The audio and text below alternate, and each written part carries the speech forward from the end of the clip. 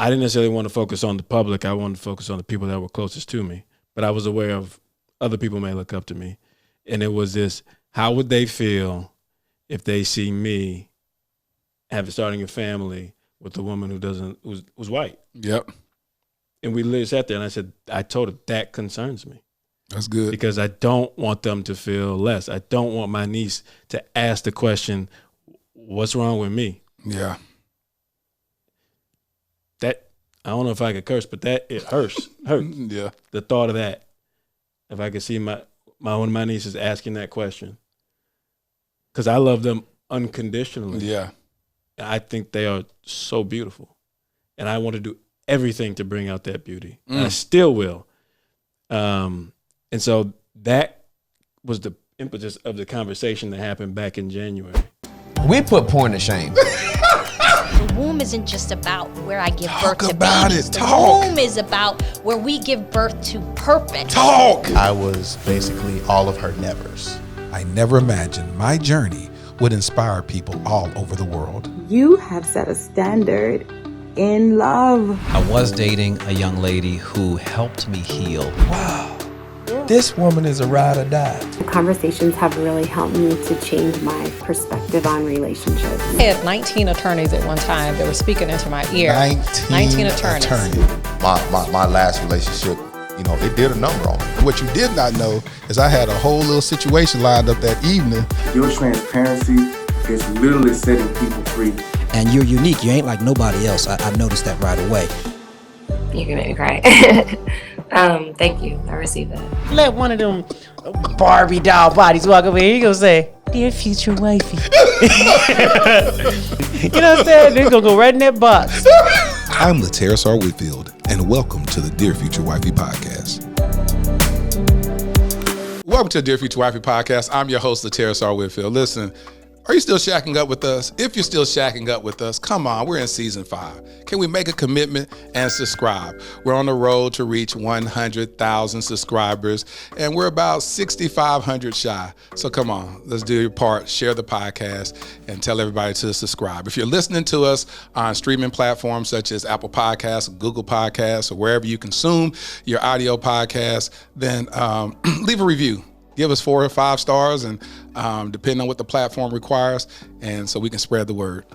On this personal journey, as I discover, uncover, and recover love, I'm always addressing my own idiosyncrasies and my own biases.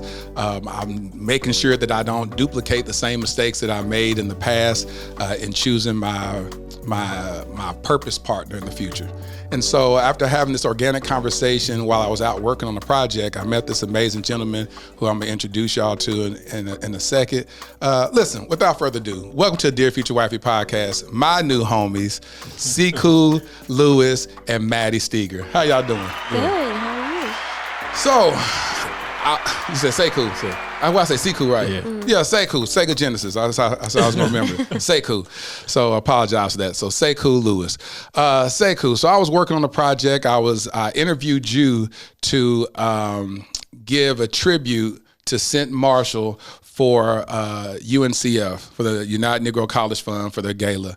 And you were just excited about your upcoming wedding. Yeah. And then I said, you said, yeah, I'm about to get married. And I get excited when I hear a man get excited about, see, you know that Mattie, he was all excited and stuff about it. And then I said, so what made you marry this particular individual? And what did you say? She brings me peace. She brings me peace. And I said, wow, this is amazing. Then I said, and then we started talking about some other stuff, and we talked about legacy and all this amazing stuff that has transpired. You talked about how solid she is as a Christian woman. And did you know he values those things in you? You didn't know that? No. I mean, I had a feeling, but I've never heard him say it out loud. You never heard him say it? Or to anyone else, because he's so private. See, he's sharing this stuff with me. So I was like, wow. So then what I did, Mattie, is I went on the internet and I Googled. I said, okay, let me pull up Sekou. And it popped up your picture. And then I said, Now, the excitement that I had now transferred into a bias, because I'm like, Okay, he's marrying a white woman. And then I said, now Lateris, deal with that. Now, how do you feel? Yeah. How were you at first excited about it? Then by just seeing the color of her skin, now you're like, is he one of them? Is he one of these type of guys? Yeah. And I was like, all right, God, because I'm a Christian man. I said, all right, I want to talk to him one day and ask, without judging him and his preference or his decision to marry this amazing woman, let me get his story. So organically, he ended up calling me about this other project. And I said, I got to ask you something, brother. And I asked him this question. I said, what made you marry her? And I told him the backstory about what I had looked at and Googled. And I said, so tell me why you married her. This episode is titled The Color of Love. So, Sekou, what did you say? Well, it wasn't hard to pick Mattie. That wasn't the hard part. It wasn't her. It was everything else that surrounded her and us. Right. And you and I talked about this. The example I gave was, I was raised, I have 4 older sisters and my mother. So there's 5 women in the household. I have a younger brother, thank God for him, and my father. And then I have aunts. Yes. My mother's sisters. And they're all 8 of them are beautiful, amazing, strong women who are well accomplished, smart. They're the leaders of the family. Our grandmother, my grandfather passed away, so our grandmother was the matriarch of the family. She was brilliant. So I grew up with strong Black women leading me. Right. And they are responsible for a large part of who I am today. Still to this day, in the toughest decisions that I make in life, I call them usually first. Yeah. Right. Because I have a high value of respect. I look up to them, not physically, I'm taller than them, but in every other aspect. But so when this relationship came about, I have a strong love for them. So everyone that looks like them and me. And when Mattie came up, I had to think about it. Not Mattie, but I love this woman unconditionally, right? No filter. But I think about my nieces, my sisters, my cousins. How would they feel knowing that the woman I chose to be with for the rest of my life didn't look like them, right? Regardless if she was white, even if she was Hispanic or Asian or something, any other, that they didn't look like them, right? And I thought in particular about my younger nieces, because I really thought about this hard, and actually Mattie and I had this conversation early on in our relationship. That's good. I brought this up. I said, this is a concern of mine. That's good. And I said, my younger nieces, I wanted them to know that regardless of who I choose to be with, I still love you. You are beautiful. You are strong. I will stand by you. I will stand behind you. And when the time is needed, I will stand in front of you. Ooh. Ooh. And so I had to do a lot of deep soul searching. Yeah. And really understand like what love meant to me. Yes. And so I had conversations with those important women I talked about in my life. I had conversations with very close friends.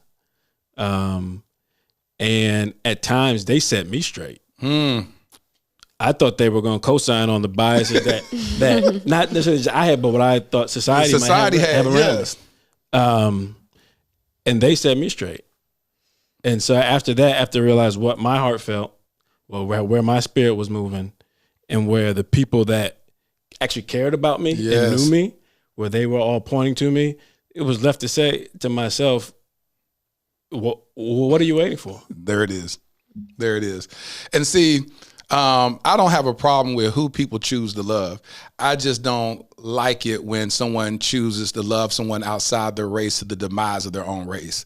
If they go, wow, all Black women are this, all Black women are loud, I don't like Black women, they too this, so I'm going to go over and marry someone of a different ethnicity. Then I go, okay, now that's a little self-hate, because now you're generalizing a whole demographic of people, and that demographic is you, but you're saying all Black women are this. So after I heard you say what you said to me, I was like, bruh, like, what's up? Can I come to the wedding? Like, it's like, because at the end of the day, love wins. And that's all I care about. I care about people making holistic decisions based upon the convictions of their heart, making sure they actually look at, and you did an inventory to a self-inventory to say, okay, now how do I feel about this?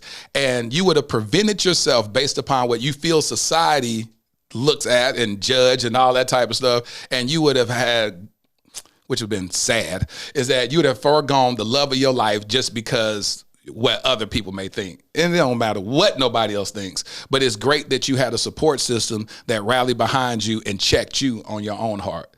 Mattie, how have you dealt with that? Like, how did your family respond to it? Well, my family loves him more than they love me sometimes. Because when he says that I bring him peace, he has been the most peaceful blanket I've ever experienced in my life. I grew up in a very anxious household. We had alcoholics in my family. It was a lot of uneasiness, I'm the older sibling, I'm the older sister. There's two of us. And so I grew up kind of being like a second mom, wanting to take care of her and make sure she's okay. And I also had, in my 20s, I had really crappy relationships. And my family has always wanted the best for me. And when my dad first met Sekou, so my dad is a very quiet person. He's a man of very little words. He has never said anything about any other boyfriends I've ever had. He just doesn't have any interest in taking part in any of them. Know him or nothing. Nope, doesn't really care. And I know why now, because he saw straight through him. That's what I was about to say. He was like, this guy, he's not very sticking temporary. around. Yeah, he's like, I ain't finna get my heart involved. I don't want to know. I'm not going to waste my time. No, not at all. Absolutely not. Well, after my mom had met Sekou, he reached out to me and he was like, I am coming to Dallas. He was coming in town for a conference and he said, I want to meet him. And I was like, okay. So we arranged for a breakfast meeting. I'm like, breakfast sounds safe, right? Yeah, I feel like we can get in and out and just do Yeah. a breakfast thing. And so Sekou comes to meet him before he goes to work. So of course he comes in a suit and I'm just like, oh God. And my dad, he wears like, I don't know, like cargo, like military pants. And Normally, and he came in with a suit this time? No. My dad didn't wear a suit. Sekou was in a suit. Sekou had a suit. Yeah. Okay. And my dad was in his like normal relaxed clothes. And so we get to talking and my dad loves hunting. He's into like guns and knives and all the things, right? Things that make Sekou real scared. Right. Well, actually, no. That's the thing. Not at all. Like, that's like they bonded over that. So the whole time at breakfast, I'm like, I'm still here. like, I didn't even get a word in. And the whole time I'm thinking, like, seriously, God? Like, really? Like, this is it. This is the one that my dad chooses to. And when I say my dad doesn't have an opinion, like he has never said anything. Like he doesn't say like that guy's trash or he says I don't nothing. care. He says like they don't exist. Exactly. So after breakfast and Sekou leaves and my dad gives me a hug and I didn't grow up super close to my dad. He traveled a lot for work. As I've gotten older, I've gotten closer with my dad. But during that time, it was like we were trying to form a relationship. Mm-hmm. So he hugged me really tight and he looked at me, he grabbed both of my hands and he goes, Mattie, I really, really like that man. Wow. And I just went, what? I was speechless for a good like minute. I didn't really know what to say. I just kind of got teary-eyed and hands got sweaty. How long had y'all been dating during that time? That was January. So it was a few months. Yeah, a few months. Yeah. And so to answer your question, how does my family feel about him? They like him more than they like you. Yes. Long story short, yes, absolutely. My mom adores him. My dad loves him. My sister loves him. My grandparents love him. Everyone just loves him. I asked him this question, and I don't know if he ever told you this, but I said, I love to hear how soon a man knows when that's the one for them, that's the woman, that's the person, that's their wife. Sekou, you remember what you said? I remember pieces of it. How long did it take you to know that this is the one? It didn't take long at all. Quantify it by time, roughly. Probably, I would say spring 2020. So from the time you met and the time that happened, how many months was that? would have been 6. Yep. About 6 months. That's what we said about the first 6 months. I say that most men know, they get a feeling early on, but they actually say, this is it. They make a decision within the first 6 months. And that's what I just found from a lot of guys. A lot of guys be like, in the first couple of weeks, I knew this was the one, but it may take a while for them to actually give themselves freely to that. It's a vetting process. Yeah. It's a straight. You got to check your feelings. Like, hold on, man. You're like, hold on now. I can't be getting all caught up like this. She may be trying to slick me right now. I got to keep my gangster a little while longer. You know what I'm saying? So they fight that emotion for as long as possible. And then they go, all right, that's the one. All right, I met her daddy now. Okay. He like me. Okay. I can't be that dude. I can't be the dude that's playing and fumbling around with our heart. And what he said in that was so powerful. Unpack that. When you said originally that she was a place of peace, what did you mean by that? So, a few things. I've been in past relationships that were like roller coasters. I had a close friend. We've been friends since we were high school, and he jokingly was like, "I'm not hanging around you guys. It's like World War III." That's right. And so I was just, it was shocking because, when you're in a relationship, especially if it's normal, if the volatility is normal, you don't see it as drastically as somebody from the outside looking in. And he's a straight shooter with me. We've always, that's kind of relationship we call like it is. So when he said that, I was like, whoa, I had to take a step back too. Like, this is, if a good friend of mine is telling me this is what it's like, I don't know if this is like the best thing. Yeah. Right. And so when I thought about my connection with Mattie, immediately I felt, let's take a step back. I was in a place of peace, right, as a person. Mm-hmm. I was in a good state. That's good. That's powerful. So I want people to catch that. And I was willing to accept a person for where they were. There it is. I wasn't going to try to force anyone, and I was very intentional about that. I wasn't going to try to force anyone to be where I needed them to be. Look, this is where I am. I want to know where you are. And if you're not there, I respect it. And we'll just figure out the best thing for us. We talked about this early on. And she was at a state where she was in a similar place. Good. And we had like real honest conversations about a lot of things, a lot of take it or leave it moments early on. And the fact that I could have that level of like risk on the table with somebody. Yeah. And still come up with a winning hand.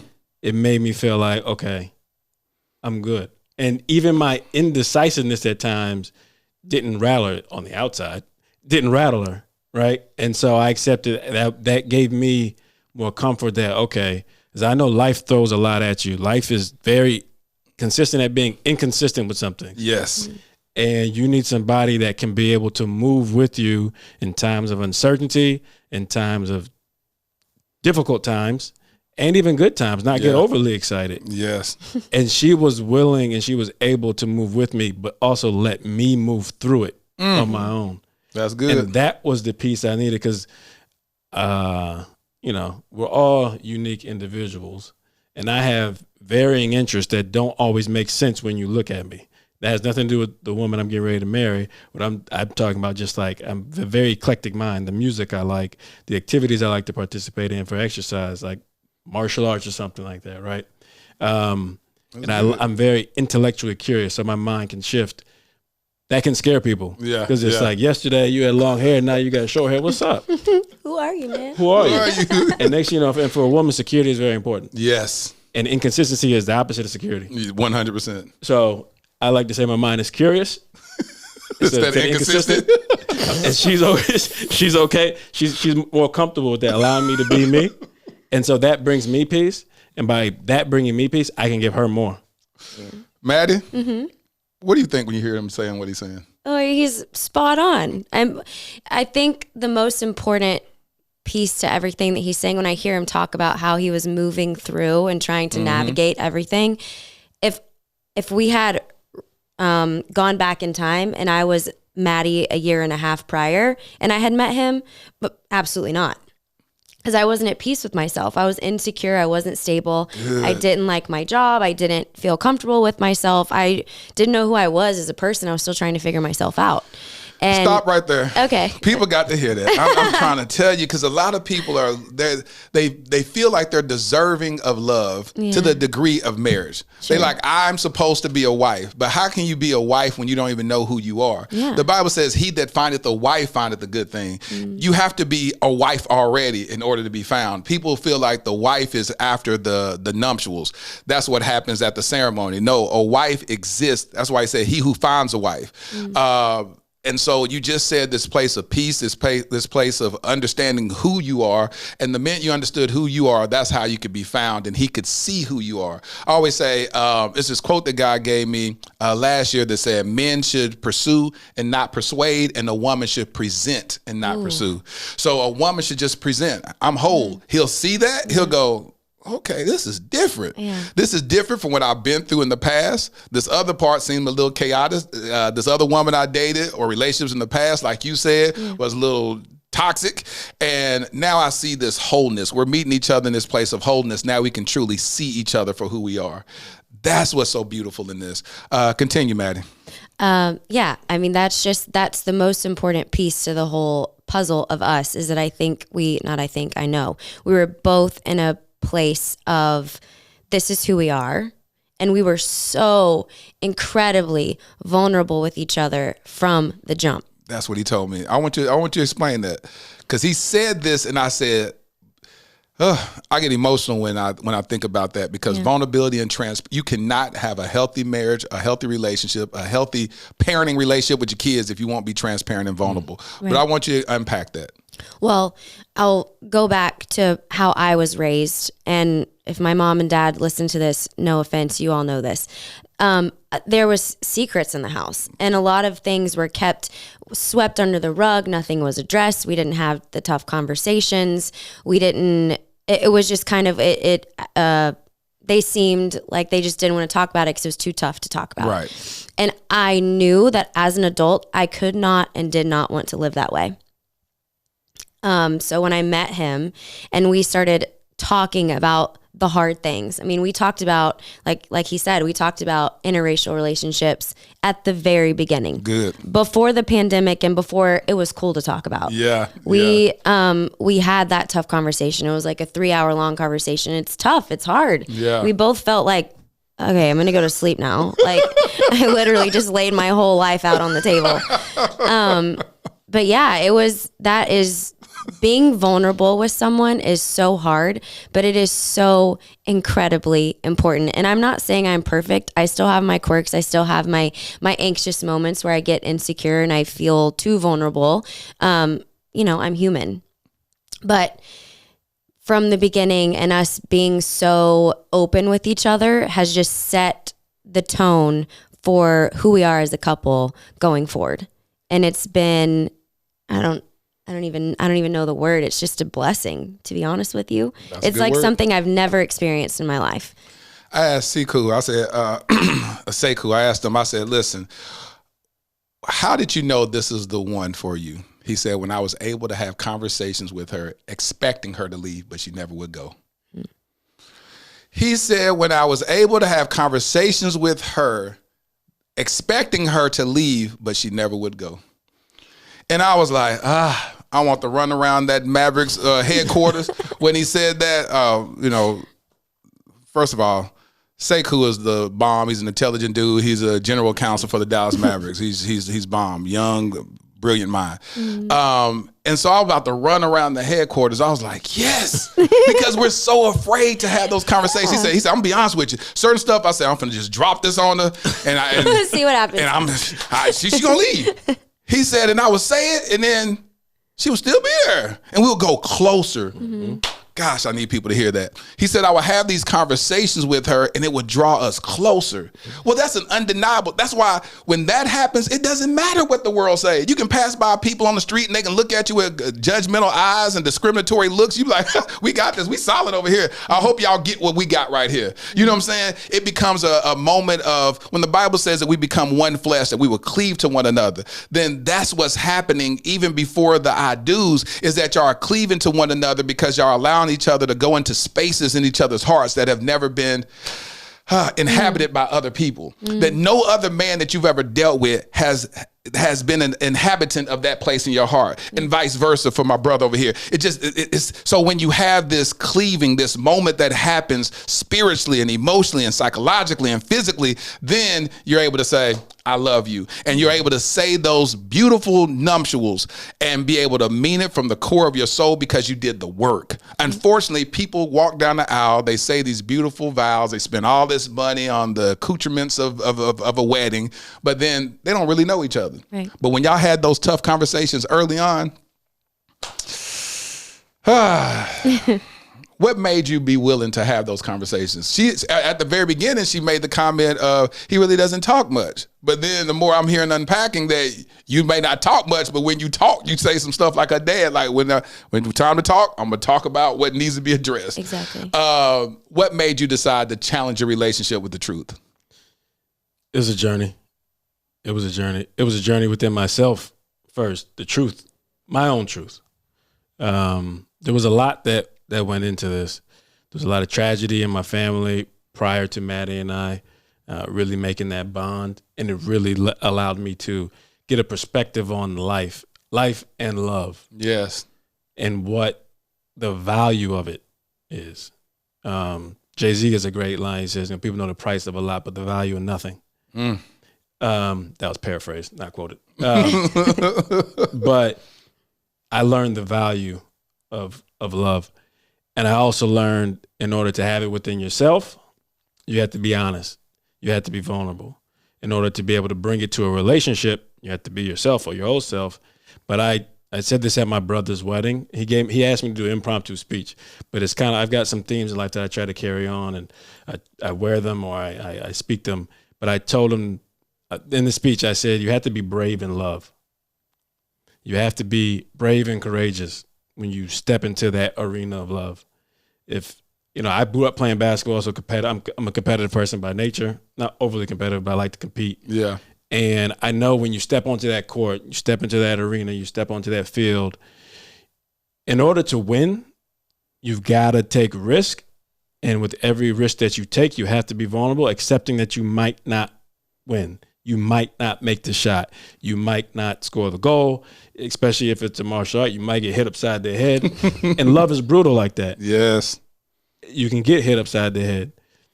But the only way you're going to win is if you take that risk, is if you're brave. You stand there right in front of your own fears, your own vulnerabilities, and you put them out there, and you see what comes back. And you're also accepting of the truth, that if you put it out there, she might not like it. She might laugh at you, right? She may say, no, I'm cool, bro. Or she may actually say, I get that. Let me take a few steps further with you. And so by taking that risk, being brave in love, that was what I came with. I was willing to do that work. I was willing to be that guy. I didn't see it as a weakness, being vulnerable. Because like I said, if I'm looking at the field, or the competitive field, just take combat sport, for example. You have to have bravery to step into there, even if you get knocked out. Most people won't step into there. So just like love, if you want to be that champ, you want to win, you have to be brave in that arena and step out there and be willing to get knocked out or be the victor. You and I talked about writing your vows. I think you kind of just wrote them right then. They wrote themselves. Right there. And we have it recorded. We can just get the transcription and we're done. And tighten it up. So, Mattie, when you hear him speak about you, especially to someone else, and a stranger initially, hearing how he spoke about you without you being in the room, how does that make you feel? Incredible. And I think this is the first time that I have heard him speak about me to someone else while I've been around. Yeah. Because he's a private person. He doesn't share a whole lot. And it's not just because of who I am or our relationship. It's just he doesn't share anything about his life. Yeah. He's just private. That's attorney-client privilege. Yeah, exactly. Attorney-client privilege. But really though. So to hear it, I I already know how he feels about me because I feel it. Right. It's the way he treats me, the way he speaks to me, the way I just move about in life, the way we interact with each other, even without words, just the way that we are with each other. So I feel it. But to hear it is a whole nother just level of, man, it's just confirmation. You know, and women like confirmation. 100%. You know, and my love language is words of affirmation. So it's just you're watering my plant right now. That's how it feels. Yeah, man. Let me tell you something. That's what's so dope, and that's what made me say, I gotta talk to this couple because I didn't know you. So I was like, I gotta see who he loves. You know what I'm saying? Because when a guy, I'm telling you, men, we have this, I call it toxic masculinity, where we are not taught to speak highly of the women that we love. Sure. It's the craziest thing. It's like, well, why'd you marry her in the first place if you can't say anything good about it? Be like, she wanted to get married, you know what I'm saying? It just, it just is what it is. You know yes. Like that's like, no, why can't you say my woman is amazing? When I first met her, when I set eyes on her, I knew she was the one. I love this woman. She does this. People like, for real? Why can't it be that? That's what I want to make popular is where we can actually affirm our women, love on them, use words of affirmation. If that's not their love language and their love language is gifts, why'd you give me money when I'm in need? So you go ahead and go that route and love her with gifts or whatnot. But whatever, meet our spouses, our significant others in the way that they receive love instead of withholding it. You know what I'm saying? It's a beautiful song. That's a worship song, but I like to liken it to a relationship by William Murphy that says withholding nothing, and the song is I'm withholding nothing. That's how I want my marriage to be, is where I'm withholding nothing, that my wife has everything. And when he said that I was willing to share with her things I have never shared with anybody else, but expecting them to leave, because the main thing is we're vulnerable enough to say, I know this is the right thing to do, but I'm putting myself out there and this could hurt. And I'm gonna go ahead and premeditate the pain. I'm gonna say, well, I expect to leave anyway. And then you stay, and it's like, okay, okay, she's still here. I'm gonna give a little bit more, and then give a little bit more, and then you have this beautiful dance that happens between the two of you, where y'all hearts begin to dance and intertwine, and now y'all have this beautiful thing called a covenant that y'all are about to take in the next couple of weeks. That right there just blessed me. Anyway, so listen. So what made you willing? Both of y'all, I want y'all to answer this question. What made y'all willing to do this interview?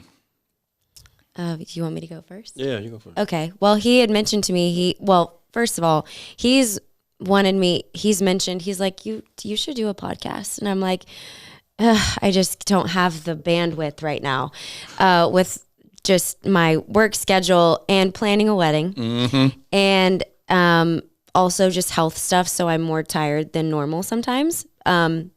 So when he said, we have the opportunity to go on a podcast, I was like, well, this is interesting. Tell me more. But he didn't tell me a whole lot, which is super on brand for Sekou. It's kind of like just a little crumb. Here's a little crumb. He said, just come on there. So when I sat down today, this is the first time me hearing about what this was about. But listen, I know him as a man, and he wouldn't put me in a situation that I couldn't handle. There it is. And God wouldn't put me in a situation that I couldn't handle. There it is. And again, I'm comfortable with who I am. I'm comfortable with being uncomfortable. So it is what it is, right? I'm comfortable with being uncomfortable. I am. I have to. I mean, why you say you have to? Well, because of first of all, my job. So I have to be comfortable being uncomfortable. What do you do? Soul cycle instructor. Oh, yeah. Yes. Yeah. And because of being in an interracial relationship, being uncomfortable comes more often than not with comments and looks from people. And you have to be solid in who you are as a woman to be able to handle that and not take it personally, I want to come back and ask you about those looks. Yeah. Sekou, what made you decide to do this? Honestly, it was the rapport we had when we first started talking. He did mention that. He liked you a lot. Man, we just vibed. Yeah. We had a long conversation the other day. We was cracking up on the phone. Yeah. Like we known each other about 20 years. That really was the impetus for it. But also, I try to think down the road. and in part it was possibly for, you know, our unborn kids, or if they happen to be adopted, whatever the guy has planned. Yeah. For them to hear our story at this stage. Yes. Because when you become parents and your kids, you look different. Sometimes you look in the mirror, you probably are different. Facts. And so, you know, like I said before, life is a journey. And so if you can tell your story at a certain time, yes, you know, hopefully maybe it's of help to someone else, or it just memorializes my feelings for you that you can look back and see later. So that combination is the reason why. And what you're not going to do is get me emotional. I'm like, God, I can't. Yeah, that boy said, memorialize my feelings for you. You there chill a little bit now. Like, man, okay.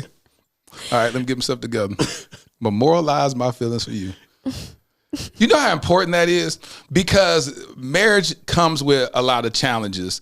And sometimes you forget, we get amnesia that you used to love me at some point. You know what I'm saying? It's like sometimes we operate in such bitterness and hurt over some of the most trivial stuff. But there was a moment in our love story where you decided to put a ring on my finger and say, I want to spend the rest of my life, not the next 2 years, not the next 6 years, not the 7 years, because most marriages end in divorce around the 7-year mark, coined as the 7-year itch. I did a whole TED talk about it, but we don't premeditate that day, but we get amnesia that there was a moment where he bestowed upon you words of affirmation in front of the world and said, I love this woman, and ain't nothing no one can do about it. You know, we get amnesia about those moments. So I love when you said memorialize, and that's how that spoke to me, is that it just reminds us that whatever we're going through, let's go and pull this video up and watch it.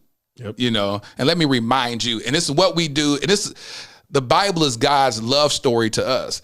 And when we go look at it and we read it, God is reminding us, remember, I said this to you. I said, no weapon formed against you shall prosper, and every tongue that rises up against you shall be condemned. For this is your inheritance, because you're a servant of me.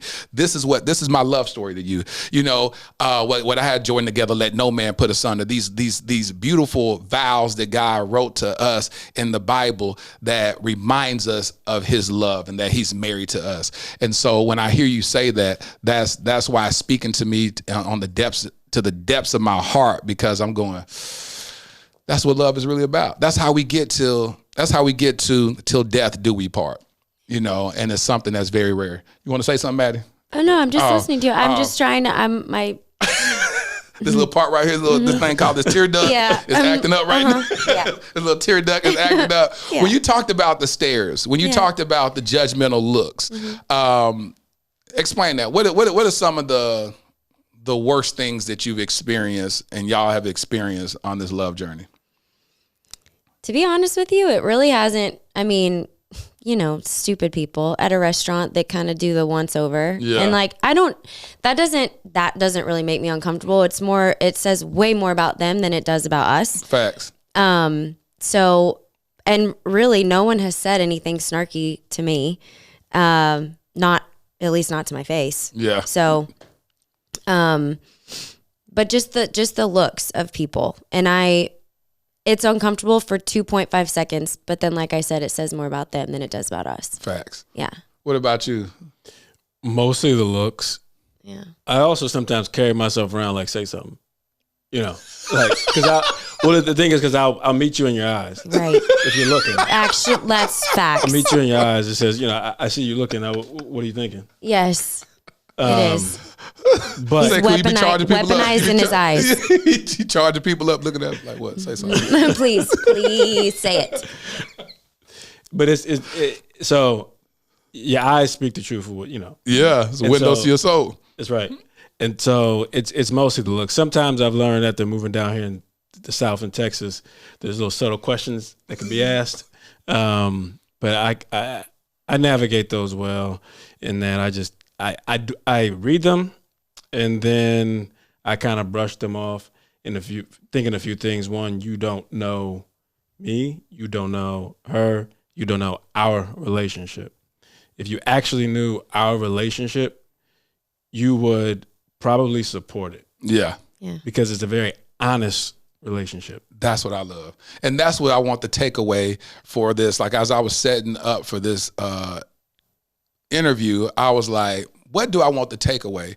I want the takeaway to be where people go, I rock with them. You know what I'm saying? It's like, how you gonna get mad at that? Like, I rock with them. And if you have anything negative to say, keep it to yourself. Because at the end of the day, this is what love is. That's why I asked Rihanna, my technical director, I said, what should this episode be called? Moments before y'all came in. She said, The Color of Love. I love that. And I was like, deal. I had directed a play years ago by my friend Teresa Wash. She runs the Bishop Arts Theater Company right there in the Bishop Arts District. And I directed a play years ago called The Color of Love. And so when she said that, I was like, I directed a play called that before. Perfect. That's what it'd be. Yeah. I grew up in a predominantly white church. Okay. I grew up in the Assemblies of God. First Assembly of God in Mesquite. The only black family in the whole church. And so I grew up, I lived in the hood, poor, all black neighborhood, but then I went to an all white church. And so for 16 years, my whole experience of white people weren't negative. It was the most positive. Some of my best friends were white, and they took care of me. I would get their hand-me-down. They would give me like their hand-me-down Jordans and whatnot that they wore a couple of times. Like, I don't like these shoes. And I'd be like, can I? I'll take them. I'll take them. One of my friends gave me these Jordans. He wore a size smaller than me, and I squeezed my little old foot in there. I was walking around, feet hurting like a mug. I said, I got my first pair, curled up like a mug. I said, I got my first pair of Jordans. You know what I'm saying? And so it was a really cool thing. So I always had a cool experience around white people. And so when I started seeing the stuff like the Black Lives Matter and all that stuff, then it really gave me a different viewpoint, because you would hear a lot of people be like, it was almost like this divide, this racial divide that we went through. How did y'all manage going through that as an interracial couple, going through Black Lives Matter, the protests, and all that good stuff? You want to go? I'll start. I mean, it was real. Yeah. Now, it was crazy because, we had a moment. I have to interject just 1 second. We had a moment where we like looked at each other and we were like, this is crazy that we've already had this conversation. Because if we hadn't, I don't know, it was just weird that like we had the conversation, and literally like 3 months later, it was all before everyone's eyes. And we were like, well, have fun the rest of the world, because we've already been through it. Thank you. What conversation y'all had? What was this? So this was in January of 2020. And we had been dating for a few months. It was probably like 4 at that time. And to be honest, I mean, I never told her this, but I'll tell her now. It was just like, damn, I'm really into this woman. Like, just, I can't deny that. I really am. Was holding me back from going all the way in. And it was what we talked about before. Mm-hmm. My nieces, my sisters, my cousins. And that was how the conversation started. Because we were sitting on the floor of my apartment, and I told her, I said, I mean, I'm in a fortunate position as a person, period, then as a black man to be where I'm at, especially with the organization that I'm with. And I know that, without necessarily it being my intention, I know that there's probably certain people that may look up to me. Yep. I didn't necessarily want to focus on the public. I wanted to focus on the people that were closest to me. But I was aware of other people may look up to me. And it was this, how would they feel if they see me starting a family with a woman who's white? Yep. And we literally sat there, and I told her, that concerns me. That's good. Because I don't want them to feel less. I don't want my niece to ask the question, what's wrong with me? Yeah.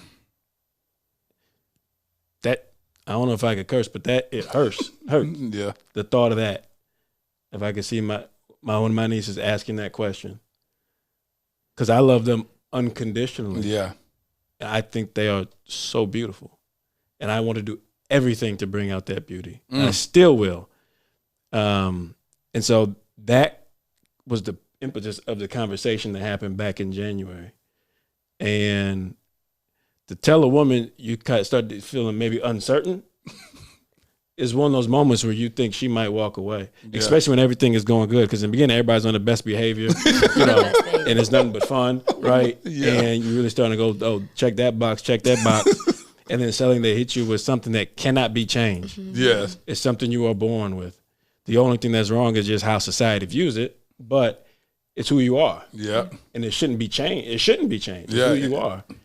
And so for me, it was a real tough conversation for that reason. Also, too, she knew, and we grew into this, and she knew it already. But I'm not changing my blackness. And I told her I was a black man. I experienced everything a black man experienced, and that's not being taken away. Yeah. Right. And I'll continue to go through the world like that, and our kids will be black. Yeah. So this blackness is real. Yeah. And so we need to see how we're going to do when we talk about these things. Yes. And to her credit, she never ran. She didn't, like when I said, I don't know, I am concerned, I'm not sure, right? She didn't run. No. She stood there and she stood there. In fact, we ended up getting closer because of the talk that we had going through. And she admitted things that she just couldn't understand because it wasn't her experience. Which is good. Right? That you can admit that I just don't understand it. Teach me. Yeah, let me see. Learn, yeah. And that's what we're all on the journey of learning. You know what I'm saying? It's like, I ain't never been black before. I ain't going to act like I have. So what do y'all go through? Exactly. You know, so when a cop stops you, you actually physically get nervous, psychologically get nervous. I've never experienced that. Teach me. And that's what it's about. And you know what's important in the response that she had, which is why I was like, okay, now I'm harking up on it more, is people will deny you that experience if they don't understand it. Yes. And that will be the complete, I will say goodbye, right? Yeah.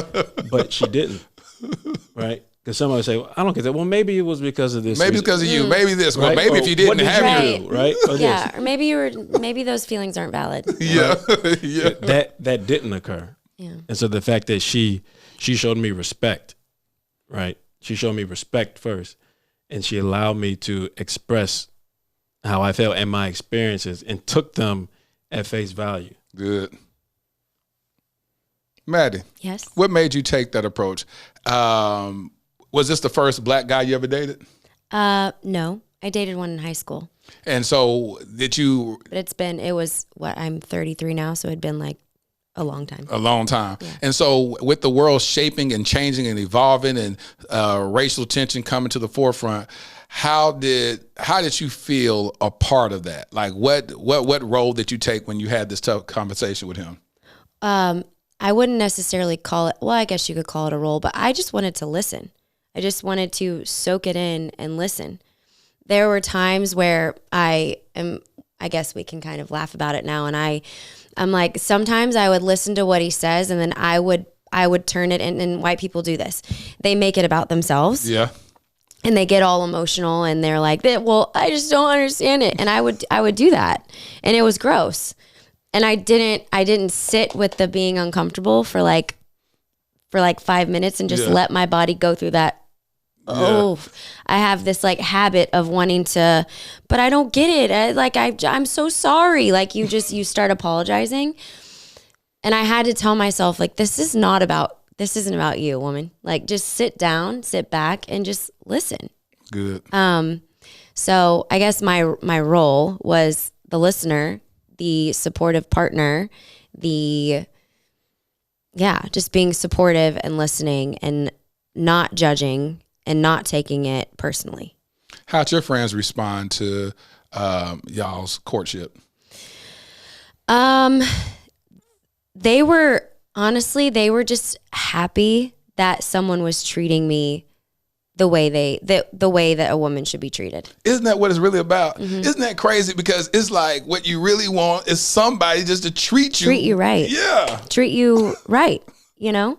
So there was no comment of, oh, but he's black. Like there was none of that, because I think they know that I would not speak to them again. So if they said it, they didn't say it to my face. Like that, it's just not going to fly with me. It is what it is. But yeah, they were just happy that I met someone that treated me with respect, and he leads with love. We talk about that a lot. Lead with love. We lead with love. And that's something that I have to remind myself daily, lead with love. Don't lead with your ego first. You got to lead with love. What is something that you would want the viewers to take away from y'all's love story? That's a good question. Being vulnerable is important, and I would want people to take away that, well, first of all, don't settle ever. Facts. don't be with someone who makes you feel like you need to change and like transform into someone else completely in order to please their ego and who they are as a human. Yeah. You find someone, like he said, who meets you whole. You're both two whole humans. You come together and you make something beautiful. Right. So that's what I would want people to take away from this is just, wait for the person who accepts you for who you are. Sekou.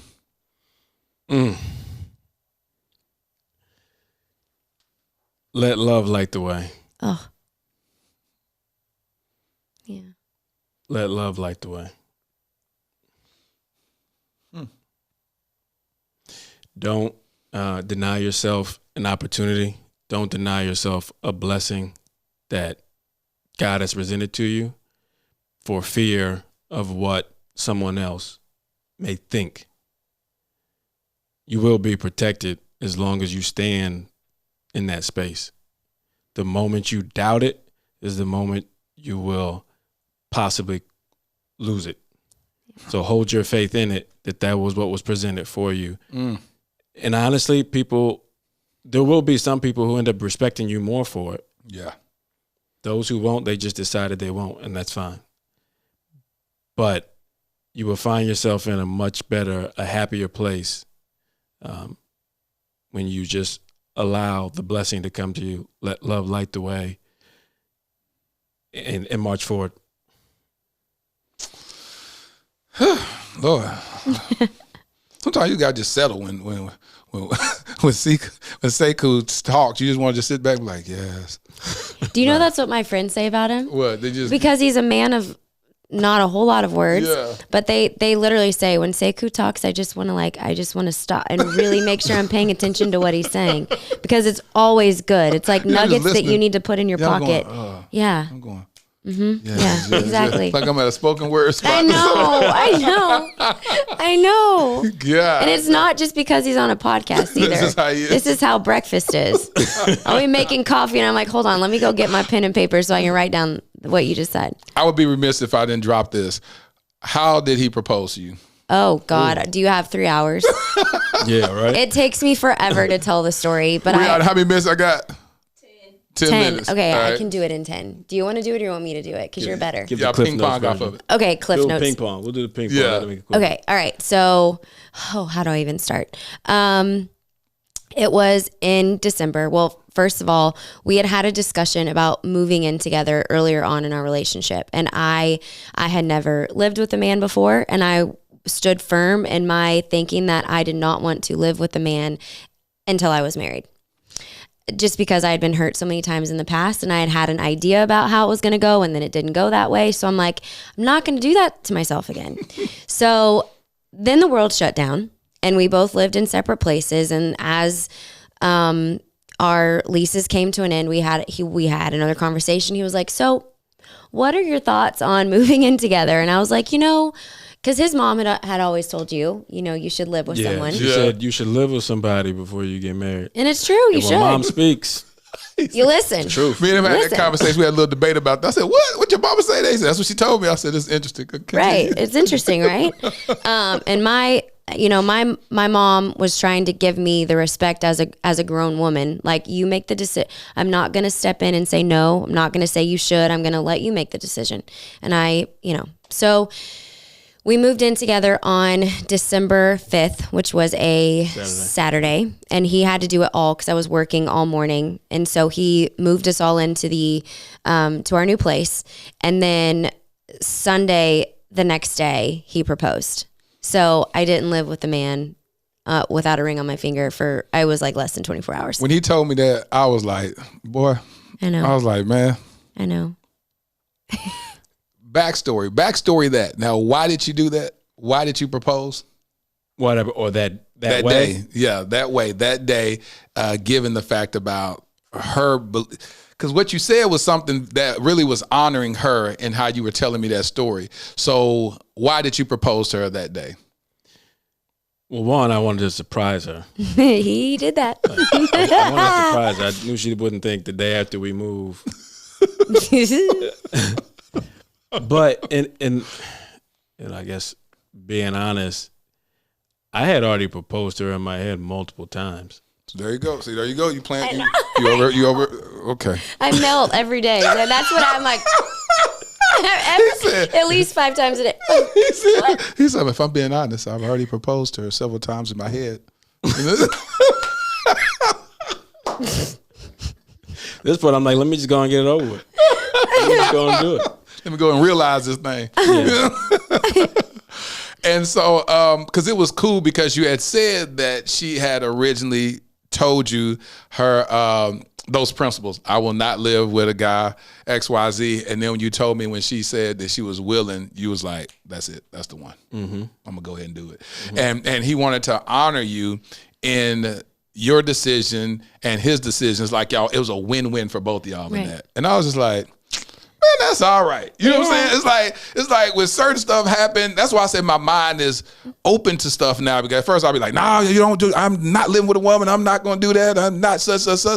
But then the way he orchestrated was like, oh, okay, okay. That's y'all love story. That worked for y'all. Yeah. That's beautiful. And it wasn't some long engagement. Be like, yeah, I proposed to you, but we'll get married in about 20, 28, 20, 30, you know what I'm saying? You know, hey, let's not rush anything. You know, we doing well right now. Yeah. You know what I'm saying? It wasn't that foolishness going on that he's been the man and saying, I'm just not gonna let that ring be something that's cute on your finger. I'm gonna put a covenant behind it. So shout out to you, King. Shout out to you, Queen. Heavenly Father, I thank you right now for this amazing dynamic couple. I pray that you cover them from the crown of their head to the soles of their feet. Protect them. Lord, you said in your word, what you had joined together, let no man put asunder. We come against every lie, every ill-intentioned thought that tries to come against this dynamic couple, that tries to destroy them. We rebuke that. We cancel the assignment. Lord, I lift up Maddie's health right now in the name of Jesus. Touch her body. Lord, you said in your word that by your stripes she is healed.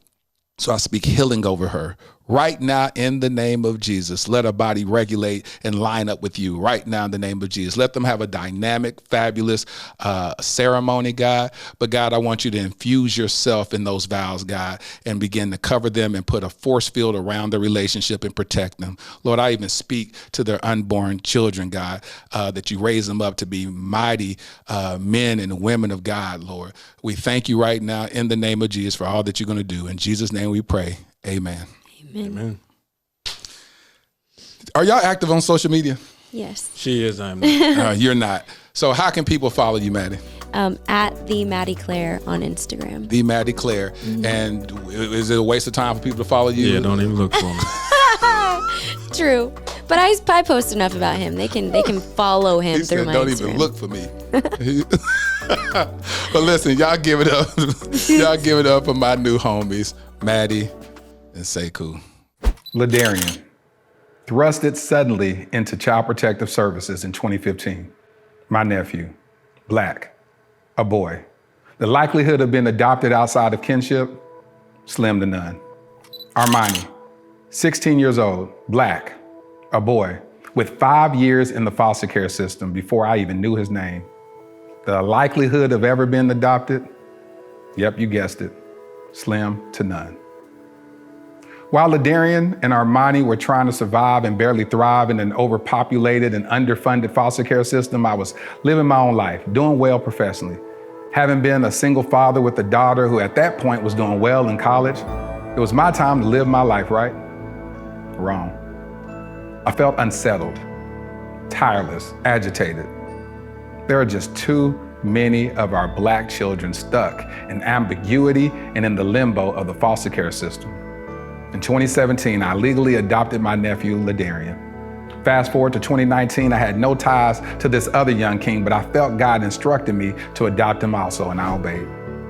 Starting over with parenting should have been enough, right? Working with various foster care and adoption agencies to help bring awareness to the countless young Black kings in the foster care system should have decreased my agitation, right? Joining the board of directors of Advantage Adoption, an organization that helps find permanent adoptive homes for children in foster care, should have led to some type of resolve, right? No, not at all. None of it felt like I had done enough. I now realize that every one of those experiences was laying the fundamental foundation for my life's mission, Kingdom Royale. Kingdom Royale will be a luxury, state-of-the-art home for foster boys. Our first location will be in the Dallas-Fort Worth Metroplex. We will utilize the whole person approach that instills identity, empowers them to advocate for themselves, and enlightens them regarding new perspectives and limitless options that they thought were impossible. Though the young kings will attend the local public schools that are in proximity to Kingdom Royale, our at-home curriculum will broaden their worldview through participating in the arts, attending various cultural events, learning about and engaging in multifaceted discussions about current events and even relevant historical context, introducing them to gardening and landscaping and even caring for our animals on our farm and on-site stables. We just launched our Startup Capital campaign with the goal of raising $2.8 million. Now, why $2.8 million? Well, in 2017, I created a web series in which I performed random acts of kindness for targeting the homeless community. One of the most notable successes was that one of the videos went viral, garnering 28 million views.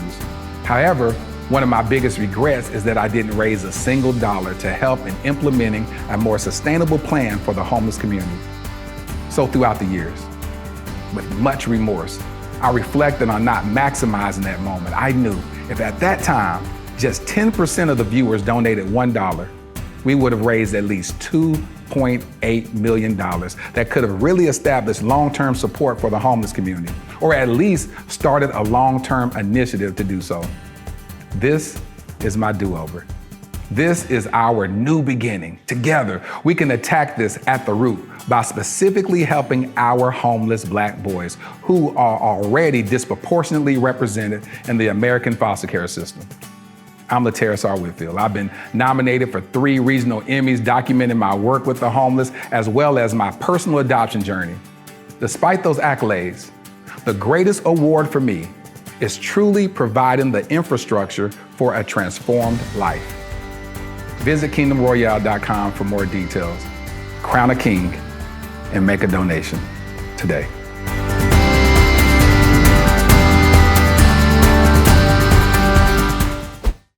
Let me tell you something. I am so happy that I opened my mind up and removed all biases to actually talk to this couple. Man, Sekou and Mattie, man, they're a dope couple.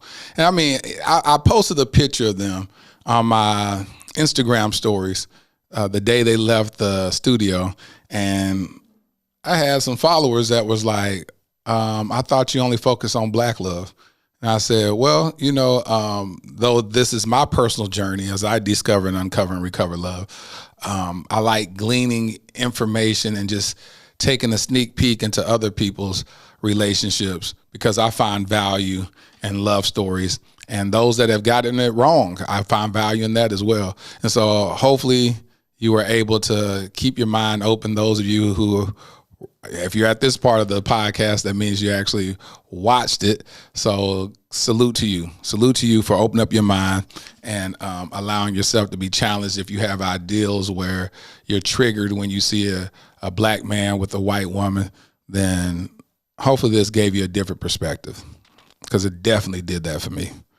So hopefully you guys were blessed by the overflow of my journey. Well, here's my favorite part of the podcast as I speak to my beautiful queen.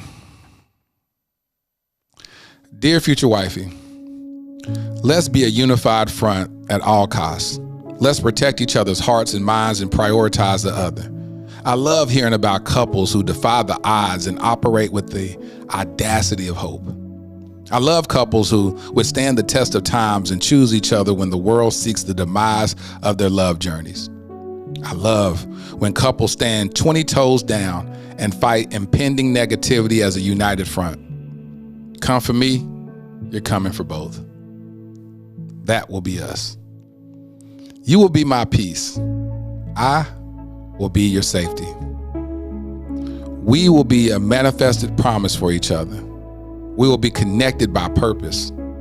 I can't wait to say I love you with an intense stare. Your future hubby. I hope you enjoyed this episode of the Dear Future Wifey podcast. Remember, be lit, live intentionally and transparently. and don't stop loving.